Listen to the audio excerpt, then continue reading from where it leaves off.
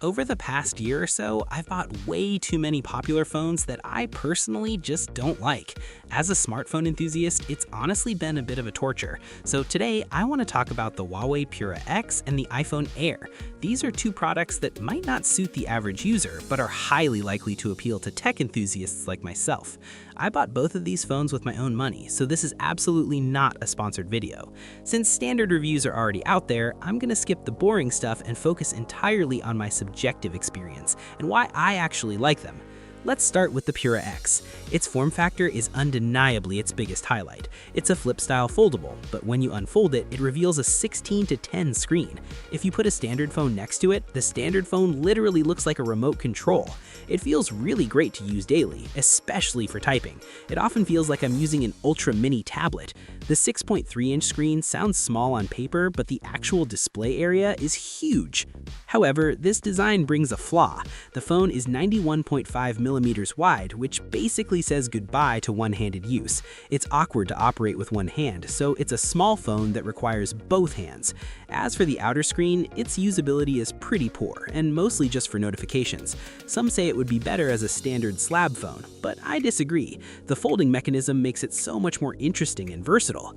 Regarding performance, the Kirin 9000S is definitely far behind current Snapdragon and MediaTek flagships and benchmarks, but for daily use, the smoothness is absolutely fine. Just don't expect to do heavy gaming on it, as its GPU performance is roughly on par with a 7-year-old chip. Where Huawei really shines is their software optimization. The Mate series proved they don't even need native Harmony OS to be smooth, but now with Harmony OS 6, they've opened up sideloading channels. You can basically install 99% of Android apps without any issues. Personally, I use native Harmony OS apps most of the time because the quality is fantastic, and I just keep the Android versions as backups. Honestly, the biggest flaw of the Pura X for me is just the battery life. You're only looking at about 4 or 5 hours of screen on time. Now let's talk about the iPhone Air. To be honest, if the price hadn't dropped, I wouldn't have even looked at it. But the reason I like it so much now is that it achieves an incredibly thin and light profile while delivering a very refined minimalist design.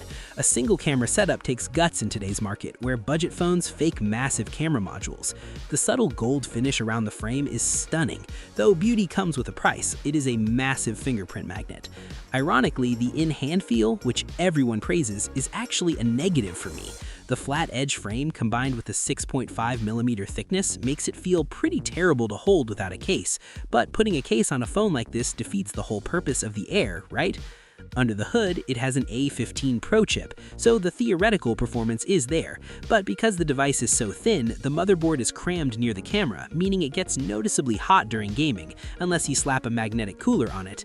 Actually, the main reason I don't use it as my daily driver isn't because of the battery or the single camera. The real problem is iOS itself.